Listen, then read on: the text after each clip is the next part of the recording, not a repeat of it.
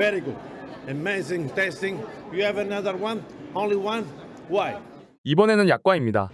무슨 말인가 싶으시죠? 요즘 온 세계가 K 열풍인 건 익히 아실 텐데요. K-팝, K-드라마, K-영화에 이르기까지 무형의 콘텐츠가 외국인들의 마음을 사로잡는가 싶었는데 이제는 K-푸드 중에서 간식마저도 화제라고 합니다. 생각해보면 해외여행을 가도 한식집이 많고 야시장에서도 떡볶이나 어묵을 파는 등 어딜 가도 한식으로 물든 경험이 한 번쯤은 있으셨을 겁니다. 불닭볶음면, 김밥, 떡볶이를 넘어 이제는 전통 간식 약과가 그 주인공으로 떠올랐습니다. 사실 한국의 전통 간식은 그간 외국인들이 갸우뚱하는 음식이었습니다.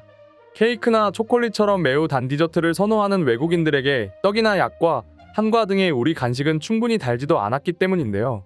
게다가 특유의 찐득한 식감을 안 좋아하는 외국인도 많았거든요. 그런데 몇 년 전부터 누구도 예상하지 못한 일이 벌어졌습니다. 해외에서 인기몰이 중인 약과의 모든 것, 지금부터 여러분들의 구독과 좋아요 받으면서 시작해 보겠습니다.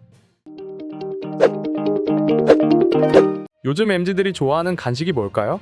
탕후루? 요아정? 놀랍게도 약과가 엄청난 인기를 끌기 시작했다고 합니다.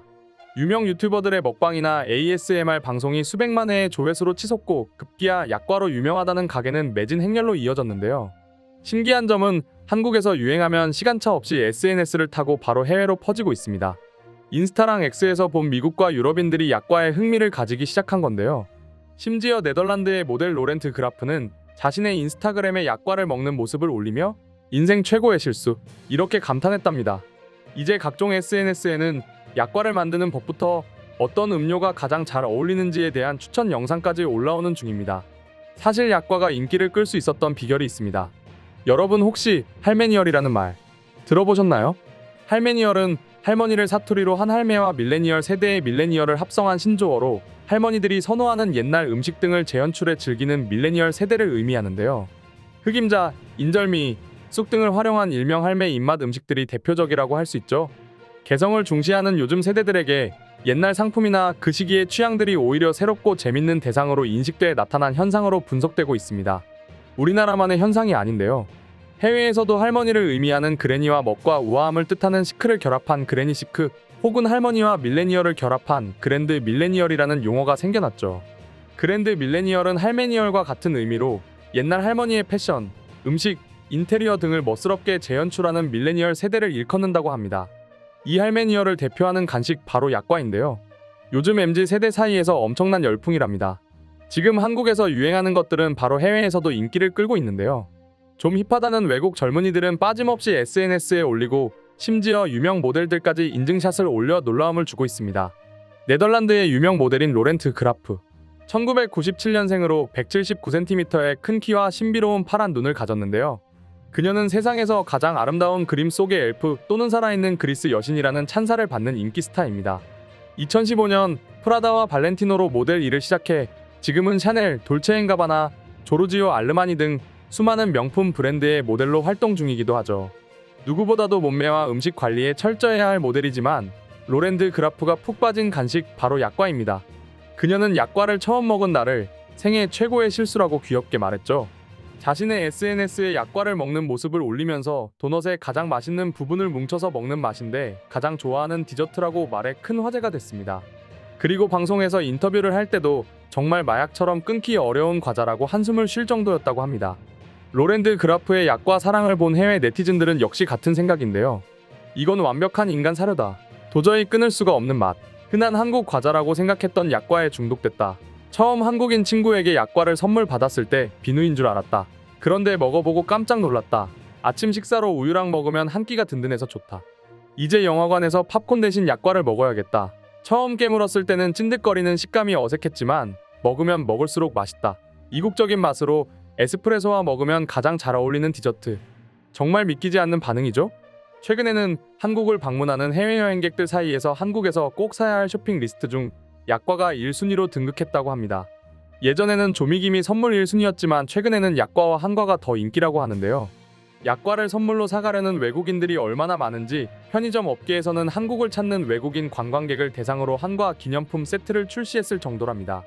특히 인기 있는 기념품 서울과자는 약과와 강정으로 구성됐고 포장 상자에는 서울시의 도시 슬로건인 서울, 마이 소울이란 문구가 들어가 있죠. 서울을 대표하는 기념품이라는 약과를 넣을 정도이니 그 인기를 짐작할 수 있을 것 같습니다. 트렌드의 변화에 민감한 해외 유명 명품 브랜드들도 재빨리 약과의 인기에 올라탔습니다. 명품 브랜드 루이비통은 피에르 상보이에 알랭 파사르, 이코이 등 해외 유명 셰프들의 팝업 레스토랑을 진행한 바 있는데요. 이 행사에 한국인 셰프도 빠질 수 없습니다. 2022년 맨해튼 중심가에 문을 연 리제는 한국식 디저트의 유행을 만드는 곳으로 유명한데요. 이은지 셰프가 리제를 오픈하자 뉴요커들은 오픈 첫날부터 줄을 설 정도였죠. 세계적인 미식 가이드북 라리스트에서 올해의 제과상을 받고 프랑스의 TV 서바이벌 프로그램 다음엔 누가 위대한 파티시에가 될 것인가에서 비유럽인 최초로 준우승을 한 이은지 셰프가 가장 자신 있게 선보인 메뉴가 바로 유자 약과인데요. 이날 이은지 셰프는 루이비통 로고 모양의 약과를 선보여 화제를 끌었습니다. 해외에서의 인기를 증명하듯 뉴욕타임스의 유명 음식 칼럼니스트 에릭 킴까지 나서 이렇게 약과의 인기를 전했는데요. 약과는 꿀의 가치를 가장 잘 표현한 한국 디저트. 한국에서 골든피스, 장인왕과 같은 부티크 약과를 구하는 것은 뉴욕의 가장 인기 있는 식당인 링컨센터의 타티아나를 예약하는 것보다 힘들다. 그래서인지 약과를 표현하는 외국어도 한국식 쌀 쿠키라는 뜻의 코리안 라이스 쿠키에서 한국어 약과로 바뀌는 중입니다. 그냥 포장지에 약과라는 한국 이름을 달고 수출이 되고 있으니 말입니다. 당연히 약과의 수출도 증가했는데요. 2024년 6월 27일 관세청에 따르면 약과를 포함한 K-베이커리의 미국 수출 금액은 올해 1월부터 5월 기준 2억 5,100만 달러, 하나로 약 3,490억 원에 달합니다. 지난해 같은 기간보다 38%가량 증가한 것으로 나타났죠. 특히 SPC 삼립은 약과를 미국에 출시해 큰 인기를 모았고 세계 최대 규모의 식품 박람회 아누가에서는 박람회 기간 동안 유럽 관람객들이 에스프레소와 잘 어울리는 디저트라며 많은 관심을 보이기도 했습니다. 수출이 아무리 늘어나도 약과를 찾는 외국인들의 열기를 식히기에는 한참 부족한 것 같습니다. 각종 해외 SNS에서 약과를 해시태그로 검색하면 약과 먹방보다 약과를 직접 만드는 외국인들이 더 많이 검색되는 신기함을 경험할 수 있습니다. 사실 약과는 한국에서도 만들기 어려운 과자입니다. 그런데 외국인들은 왜 약과를 직접 만들려는 걸까요? 구하기 힘든 약과를 조금씩 사 먹는 것으로는 부족했던 외국인들이 아예 유튜브에서 레시피를 배워 집에서 직접 만들어 먹는 것을 방향을 바꾼 거죠. 때문에 인기 푸드 유튜버인 망치가 선보인 약과 만들기 콘텐츠는 조회수가 수십만에 달할 정도이고 댓글도 줄을 잇고 있습니다. 그 밖에도 쇼츠나 틱톡 등 다양한 소셜미디어 채널의 약과 만들어 먹기라는 주제의 콘텐츠는 큰 인기를 끌고 있습니다. 약과를 만드는 과정은 쉽지 않습니다. 쉽게 구할 수 없는 귀한 음식이라는 점은 예나 지금이나 같습니다. 약과는 밀가루에 기름과 꿀을 섞어 반죽하고 그걸 튀긴 후 꿀에 한 번 더 버무려서 만드는데요. 우리나라는 과거에 밀재배가 흔치 않았고 기름과 꿀은 약으로 취급될 만큼 아주 귀했습니다. 이름 자체에 약이라는 한자가 들어갈 정도이니까요. 이렇게 귀중한 재료들만 모아서 만들었기 때문에 사치품 중에 사치품으로 여겨졌던 거죠. 우리나라에서 약과가 널리 퍼진 건 고려시대 때로 불교의 영향이 크다고 합니다. 당시 국교였던 불교에서는 살생을 금지했기 때문에 공양이나 제사상을 올릴 때 고기나 생선 대신 귀한 약과를 바쳤다고 하죠. 또 워낙 맛이 좋아 외국에 선물로도 자주 보내기도 했고 당시 교류가 잦던 중국 원나라에서는 고려 출신의 궁녀들에 의해 소개된 뒤 고려병이라는 이름으로 큰 인기를 끌었다고 합니다. 물론 워낙 귀한 재료들로 만들다 보니 일반인이 쉽게 즐길 수 있는 음식은 아니었는데요. 고려 공민왕 때에는 곡물과 꿀, 기름 등을 많이 허비하여 물가가 올라 민생을 어렵게 한다는 이유로 약과를 만들지 못하게 했다고 합니다. 특히 조선시대 때는 아예 법으로 민가에서 혼인 혹은 제사 이외의 약과의 옛 이름인 유밀과를 사용하면 곤장 60대에 처한다는 조항까지 있었다고 할 정도랍니다. 약과하면 보통 동글 넓적한 꽃 모양의 약과가 떠오르지만 원래는 대추, 밤, 배와 같은 과실 모양이나 새 모양 등으로 만들었다고 합니다. 삼국유사 가락국기에 보면 김수로왕에게 제사를 지내기 위해 과를 만들어 올렸다는 기록이 나오는데요. 제사상에 올릴 생과일 등이 부족하자 곡물에 가루와 꿀 등을 섞어 과일 모양으로 만들고 과일나무에 가지를 꽂아 생과일인 양상에 올렸다는 기록이 나옵니다. 현재 먹는 약과의 유래에 대한 제일 오래된 기록이 아닐까 싶은데요.